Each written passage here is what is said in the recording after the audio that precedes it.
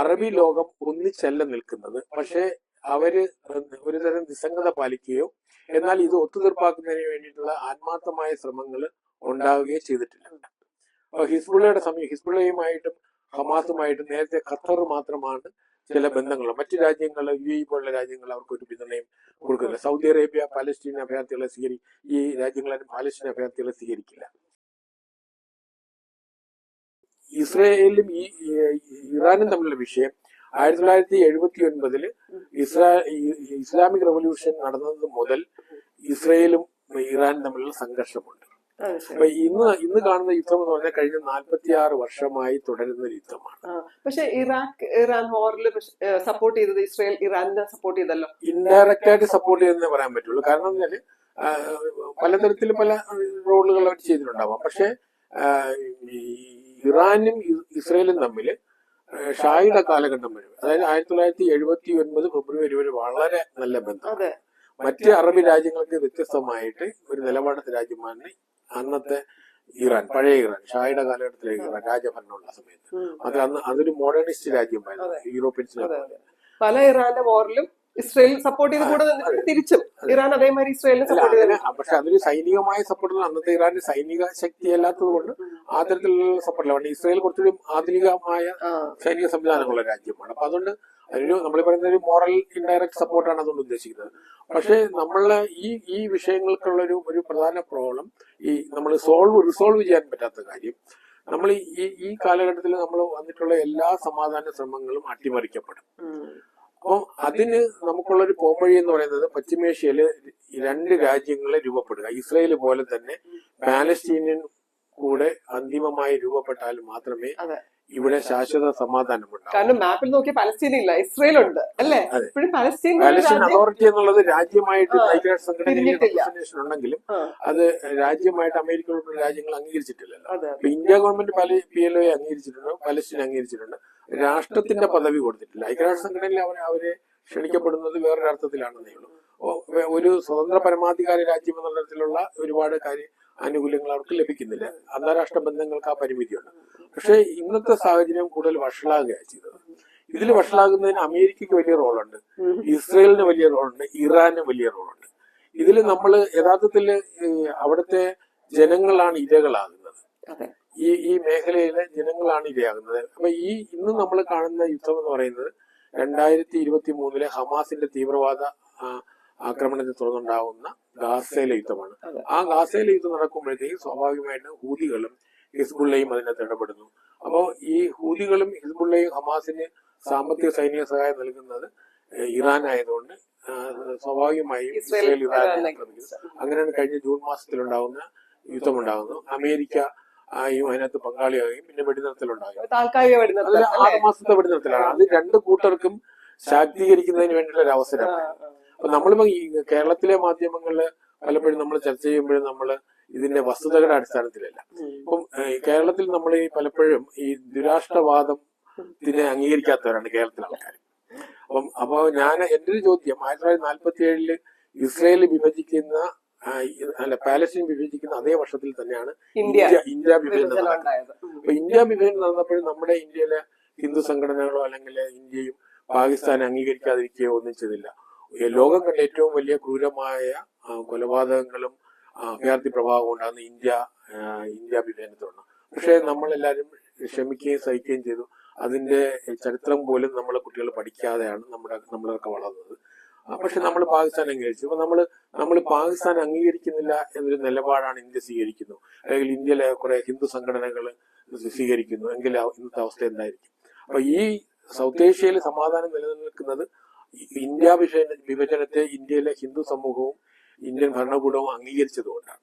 അപ്പൊ പാലസ്തീനിനെ ഡിവൈഡ് ചെയ്തതും എന്റെ അഭിപ്രായത്തിൽ ഇസ്ലാമിക ലോകം അംഗീകരിക്കേണ്ടതായിരുന്നു. അന്ന് അംഗീകരിച്ചിട്ടില്ല. പക്ഷെ ഇതിനൊരു ശാശ്വത സമാധാനത്തിന് നമ്മൾക്ക് ഇനിയുള്ള മുന്നോട്ട് പോകണമെങ്കിൽ ഇസ്രയേലും ഇസ്ലാമിക രാജ്യങ്ങളും തമ്മിൽ ഒരു സഹകരണത്തിലേക്ക് വരികയും പാലസ്തീൻ അവിടെ രൂപപ്പെടുകയും വേണം. ഈ രണ്ടും നടക്കണം. അപ്പൊ പാലസ്തീൻ എന്നുള്ള രാജ്യത്തെ രൂപീകരണം ഇല്ലാതെ നമുക്കിത് മുന്നോട്ട് കൊണ്ടുപോകാൻ കഴിയില്ല. അപ്പൊ പാലസ്തീൻ രാജ്യം രൂപീകരിക്കുന്നതിന് ഇന്ന് നമ്മൾ പാലസ്തീൻ അതോറിറ്റിക്ക് അകത്ത് തന്നെ പാലസ്തീനിലെ ജനങ്ങളിൽ തന്നെ ഈ 2 നിൽക്കുന്നു. ഹമാസിന്റെ ഒരു ഡിഫറന്റ് വ്യൂ ആണ്. അത് മുന്നോട്ട് കൊണ്ടുപോകാൻ പറ്റില്ല. അപ്പം സംഘർഷത്തിലേക്കായിരിക്കും മുന്നോട്ട് പോകുന്നത്. അപ്പൊ ഇന്ന് നമ്മൾ കാണുന്ന ഈ കഴിഞ്ഞ ദിവസത്തെ രണ്ടാഴ്ചത്തെ അല്ലെങ്കിൽ ഇപ്പൊ നടക്കുന്ന വെടിനിർത്തൽ എന്ന് പറയുന്നത് ഒരു താൽക്കാലിക പ്രതിഭാസമാണ്. അത് അമേരിക്കയ്ക്കും ഇറാനും അവരുടെ സൈനിക സന്നാഹങ്ങളെ കൂടുതൽ മെച്ചപ്പെടുത്തുന്നതിന് വേണ്ടിയിട്ടുള്ള അതിലൊരു തമാശ ഞാൻ ചോദിക്കാൻ ഉദ്ദേശിക്കുന്നത് വെച്ചാല് അവിടെ ചർച്ചയ്ക്ക് വന്നു ഇറാനുണ്ട്, അമേരിക്കയുണ്ട്, പക്ഷെ ഇതിലുള്ള മെയിൻ ആയിട്ടുള്ള ആൾ ഇസ്രയേലിന്റെ ആൾക്കാർ ആരും വന്നുമില്ല. അവരിതിൽ എഗ്രിമെന്റ് ഞങ്ങള് കൂടെ ഉണ്ടെന്നൊന്നും പറഞ്ഞിട്ട് പോലും ഇല്ല. അതൊരു വലിയ ഇഷ്യൂ അല്ലേ സാർ? അതെല്ലാം ലോകം കണ്ടോണ്ടിരിക്കുകയല്ലേ? അമേരിക്ക മാത്രം റോൾ എടുക്കുകയാണ് അതില്. അല്ല, പശ്ചിമേഷ്യയിലെ ഏതൊരു കരാറിനും ഇസ്രയേലും കൂടെ പങ്കാളിയാകാത്ത ഒരു കരാറിനും യാതൊരു പ്രസക്തിയുമില്ല. മറ്റൊന്ന്, പശ്ചിമേഷ്യൻ സംഘർഷത്തിന്റെ അടിസ്ഥാന കാരണം അമേരിക്കയും ഇറാനും തമ്മിലുള്ള പ്രശ്നങ്ങളല്ല. അമേരിക്കയും ഇറാനും തമ്മിൽ കഴിഞ്ഞ 46 വർഷത്തെ പ്രശ്നങ്ങളുണ്ട്. കാരണം ഇറാനിലെ ഇസ്ലാമിക ഭരണകൂടം വന്നതിന് ശേഷം 1980 ഏതാണ്ട് അമേരിക്കൻ എംബസിയിൽ അവരെ കടന്നു കയറിയിട്ട് അവിടുത്തെ തീവ്രവാദ സംഘടനകൾ എന്നുള്ളതിലാണ് ഏതാണ്ട് 400-ലധികം ദിവസം അവര് അമേരിക്കൻകാരെ ബന്ദികളാക്കിയ ഒരു വലിയൊരു നീണ്ട ആ കാലഘട്ടം മുതൽ അമേരിക്കയും ഇറാനും തമ്മിലും നിരന്തര സംഘർഷത്തിലാണ്. അത് പിന്നീട് 80-ൽ ഒത്തുതീർപ്പാകുകയും ചെയ്തത്. അതായത് ഇസ്ലാമിക് റവല്യൂഷൻ നടന്ന ഉടനെയാണ് ഈ സംഭവം നടക്കുന്നത്. പിന്നീട് അമേരിക്ക ആക്രമിക്കുമെന്നൊരു സ്റ്റേജ് വന്നപ്പോഴത്തേക്കും അത് ബന്ദികളെ റിലീസ് ചെയ്യുക ചെയ്തത്. അപ്പൊ അതുകൊണ്ട് എല്ലാ കാലഘട്ടത്തിലും ഇറാനും അമേരിക്കയും തമ്മിൽ സംഘർഷത്തിൽ തന്നെയാണ്. പക്ഷെ ഇറാൻ ഈ തരത്തിലെ ഇറാന്റെ പ്രശ്നം ഇറാന്റെ ഇസ്ലാമിക റവല്യൂഷനാണ്. അതായത് ഇസ്ലാമിക ലോകത്തുള്ള രാജഭരണങ്ങളെയും സുൽത്താനേറ്റൊന്നും അവർ അംഗീകരിച്ചിട്ടില്ല. അപ്പൊ ഇറാനെ ഏറ്റവും കൂടുതൽ ഭയക്കുന്നത് ആശയം നമ്മൾ കമ്മ്യൂണിസ്റ്റുകൾ എന്നുള്ള പോലെ, കമ്മ്യൂണിസ്റ്റുകൾ രാജഭരണത്തെ കാണുന്ന പോലെയാണ് ഇസ്ലാമിക റവല്യൂഷണറീസ് സുൽത്താനേറ്റുകളെ കാണുന്നത്. അതുകൊണ്ട് ഇന്ന് നമ്മൾ GCC രാജ്യങ്ങളുണ്ടല്ലോ, അപ്പൊ നമ്മൾ UAE, ഖത്തർ, ഒമാൻ, അല്ലെങ്കിൽ കുവൈറ്റ്, ബഹ്റിൻ, സൗദി അറേബ്യ, ഈ രാജ്യങ്ങൾ ഏറ്റവും കൂടുതൽ ഭയക്കുന്നത് ഇറാനെയാണ്, ഇറാനിലെ ഇസ്ലാമിക റവല്യൂഷനെയാണ്. അപ്പൊ അതുകൊണ്ട് തന്നെ അവര് അമേരിക്കയുടെ കുടക്കീഴിലേക്ക് പോകുന്നതിന് ഇസ്ലാമിക റവല്യൂഷൻ ഒരു പരിധിവരെ കാരണമായി. അതുകൊണ്ടായിരിക്കാം ഇറാൻ അവരെ ആക്രമിക്കുമ്പോഴും അല്ലെങ്കിൽ മിസൈൽ ഇടുമ്പോഴും അവർ മിണ്ടാതിരിക്കുന്നത്, കാര്യമായിട്ടൊന്നും അറിയുന്നില്ല. അല്ല, അതിന് 1989 സദ്ദാം ഹുസൈൻ കുവൈറ്റിനെ അനക്സ് ചെയ്തു. അപ്പൊ കുവൈറ്റ് അന്നൊരു ന്യൂട്രൽ രാജ്യമായിരുന്നു, സ്വന്തമായി സേന പോലും ഉണ്ടായിരുന്നില്ല. അപ്പൊ അതിനുശേഷം അമേരിക്ക അവിടെ രക്ഷകനായിട്ട് വരുന്നു. അപ്പൊ ഇറാനില് ഷായുടെ ഭരണകൂടം നഷ്ടപ്പെട്ടതോടെ ഇസ്ലാമിക് റവല്യൂഷൻ വന്നതോടെ അമേരിക്ക ആ റീജിയനിൽ നിന്ന് നമ്മുടെ ഇന്നത്തെ ഗൾഫ് മേഖലയിൽ നിന്ന് ഔട്ടായി. അമേരിക്കക്ക് അവിടെ ഒരു ബേസ് ഇല്ലാതായി ഇറാൻ നഷ്ടപ്പെട്ടതോടെ. അങ്ങനെ ഇരിക്കുമ്പോഴാണ് 1989 സദ്ദാം ഹുസൈൻ കുവൈറ്റിനെ ആക്രമണം. അപ്പൊ അമേരിക്ക വീണ്ടും രക്ഷകനായി വരുന്നു. അങ്ങനെ ഈ GCC രാജ്യങ്ങളിലെല്ലാം തന്നെ അമേരിക്കൻ മിലിറ്ററി ബേസുകൾ വന്നു. അമേരിക്ക അവരുമായിട്ട് സൈനിക കരാർ, ബൈലാറ്ററൽ കരാർ എഗ്രി ചെയ്തിട്ടുണ്ടല്ലോ. അപ്പൊ ഇന്ന് അമേരിക്കയുടെ ബേസുകളിൽ എല്ലാ രാജ്യങ്ങളും ഉണ്ട്. അപ്പം ഇന്ന് അറബിൽ നമ്മുടെ വെസ്റ്റ് ഏഷ്യൻ രാജ്യങ്ങളിൽ നിലനിൽക്കുന്നത് അമേരിക്ക നൽകുന്ന സൈനിക സുരക്ഷിതത്വം കൂടെ കൊണ്ടാണ്. അവർ ആന്റി ഇറാനിയൻ രാജ്യങ്ങളാണ്. പക്ഷെ വംശീയമായിട്ട് ഇറാനിയൻ ആളുകൾ അറബികളല്ല. അപ്പൊ മറ്റ് അറബി രാജ്യങ്ങളുമായിട്ട് ഇറാൻ ആ തരത്തിലുള്ള വംശീയമായ ചില വിഷയങ്ങളുണ്ട്. പിന്നെ ഇസ്ലാമിക് റവല്യൂഷന്റെ ഐഡിയോളജിക്കലായിട്ടുള്ള വിഷയങ്ങളുമുണ്ട്. അപ്പൊ അമേരിക്കയുടെ സാന്നിധ്യം അവിടെ വർദ്ധിച്ചതിൽ ഒരു പ്രധാന റോള് ഇസ്ലാമിക റവല്യൂഷണറി ഗവൺമെന്റിനുണ്ട്. അതൊരു അവസരം ഒരുക്കി കൊടുക്കാൻ അമേരിക്ക അത് ഉപയോഗിക്കുക ചെയ്തത്. അത് പിന്നീട് സദ്ദാം ഹുസൈന്റെ വിഷയം കൂടെ വരുമ്പോഴത്തേക്ക് അമേരിക്ക കൂടുതൽ ഫുട്ബോൾ അവിടെ കിട്ടുക ചെയ്തത്. അപ്പൊ ഇനി നമ്മൾ ഈ വിഷയത്തിൽ അമേരിക്കയും അവിടെ ഒരു പാർട്ണറാണ്. പക്ഷേ അമേരിക്കയും ഇറാനും തമ്മിലൊരു ഒരു വിഷയത്തെ റിസോൾവ് ചെയ്താൽ അത് അവിടെ സമാധാനം വരുമെന്നോ ഗ്യാരണ്ടി ഇല്ല. കാരണം ഇസ്രയേലും ഹമാസും തമ്മിലും ഇസ്രയേലും ഹെസ്ബുള്ളയും തമ്മിലും ഇസ്രയേലും യഹൂദികളും തമ്മിലുള്ള സംഘർഷം ഇതുവരെ അത് ചർച്ചയിലൂടെ പരിഹരിക്കാൻ പറ്റില്ല. കാരണം ഒന്ന്, അത് മിലിഷ്യയാണ്, അത് അവര് രാജ്യങ്ങളെ പ്രതിനിധീകരിക്കുന്നില്ല, അതിന് അന്താരാഷ്ട്ര തലത്തിൽ അവർക്ക് അംഗീകാരവുമില്ല. തീവ്രവാദ സംഘടനകളായിട്ടാണ് ഇതിനെ പലതിനെയും ബഹുഭൂരിപക്ഷം രാജ്യങ്ങൾ, യൂറോപ്യൻ വേൾഡും ഒക്കെ അംഗീകരിച്ചത്. അപ്പൊ അതുകൊണ്ട് ഒരു സമാധാന ചർച്ചയ്ക്ക് ഇവരെ കൊണ്ട് കഴിയുകയുമില്ല. അപ്പൊ അതുകൊണ്ട് തന്നെ ആരവരെ നിയന്ത്രിക്കും? നമ്മള് ഇറാൻ എന്ന് പറയുന്നത് ഇന്ന് നമ്മൾ കാണുന്ന പശ്ചിമേഷ്യൻ സംഘർഷം ലോകത്തിന് തന്നെ അപകടകാരിയായ ട്രംപിന്റെ അമേരിക്കയും, അതിൽ വെസ്റ്റ് ഏഷ്യയിലെ അപകടകാരിയായിട്ടുള്ള പഴയ അലി ഖമേനിയുടെ ഇറാനും തമ്മിലുള്ള സംഘർഷമാണ് ശരിക്കും നമ്മൾ മൊത്തത്തിൽ നോക്കുമ്പോൾ. അതിൽ ഇസ്രയേല് വേറൊരു ഭാഗത്ത് നിൽപ്പുണ്ട്. അതിൽ ഇസ്രയേലിനെ നമ്മൾ അമേരിക്കയുമായിട്ട് കൂട്ടിച്ചേർക്കേണ്ട. ഇസ്രയേൽ ഒരു ഡിഫറന്റ് എൻറ്റിറ്റി തന്നെയാണ്, അവിടെ ഒരു ആക്ടർ തന്നെയാണ്.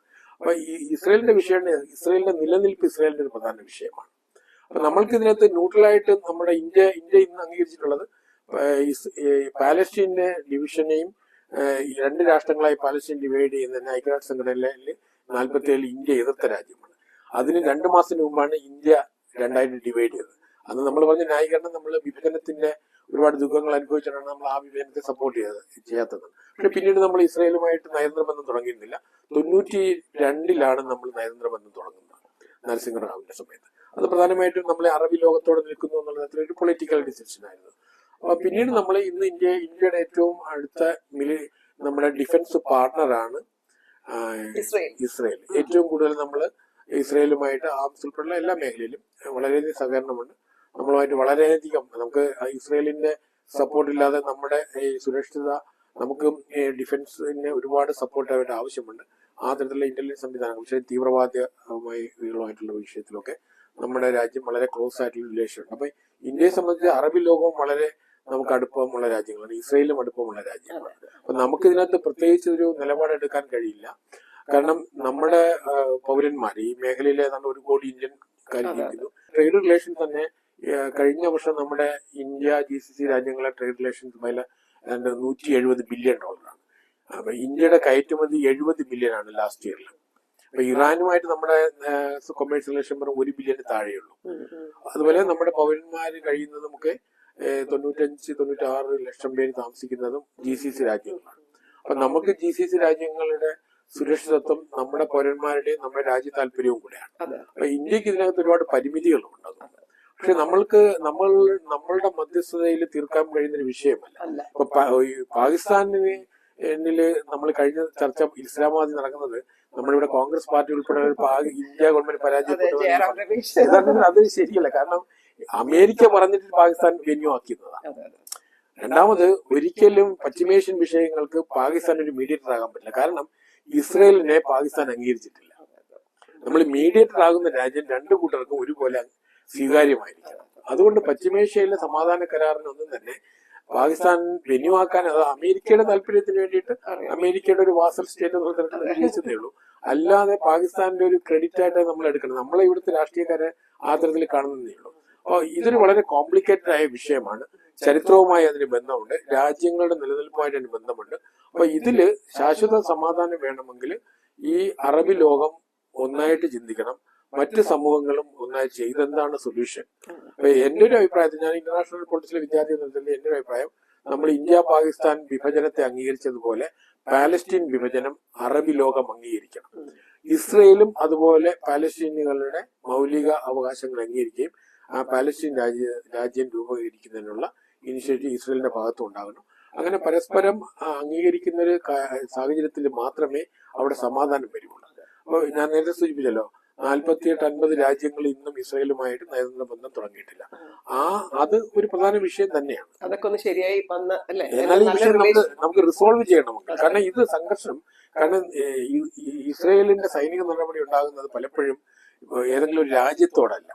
ഒന്നുകിൽ അത് ഹമാസ് ഉൾക്കൊള്ളുന്ന ഗാസയിലും, അല്ലെങ്കിൽ ഹൂതികളുടെ യമനിലും, അല്ലെങ്കിൽ ഹിസ്ബുള്ളയുടെ ലെബനനിലുമാണ്. അപ്പൊ ലെബനീസ് ഗവൺമെന്റായിട്ട് ഇസ്രയേലിന് പ്രോബ്ലം ഇല്ല.